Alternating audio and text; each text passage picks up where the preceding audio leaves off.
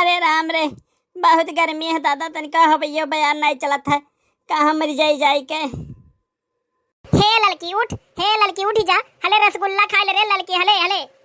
का बड़के जिज्जी का यह गर्मी हम चली हुई इतना तेज गर्मी बा, दिया भर खजुआत है। का भय हो बड़के जिज्जी?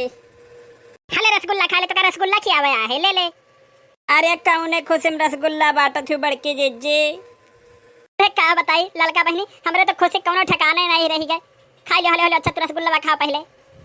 अरे बताई दे बड़के जिज्जी, कवनी खुशी की बात है कि रसगुल्ला बाटत हूँ मोहल्ला भर में। अरे का बताई लड़का बहनी, तोहरे बड़का नु नवा नवा कूलर ला है, और गर्मी में बड़ा आराम हो गया, एकदम ठंडा ठंडा हवा दिया था जैसे बर्फ।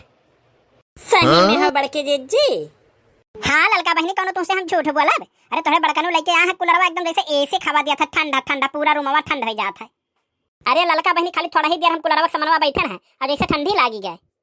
सही में बड़के जिज्जी इतना ठंडा हवा दियत बे?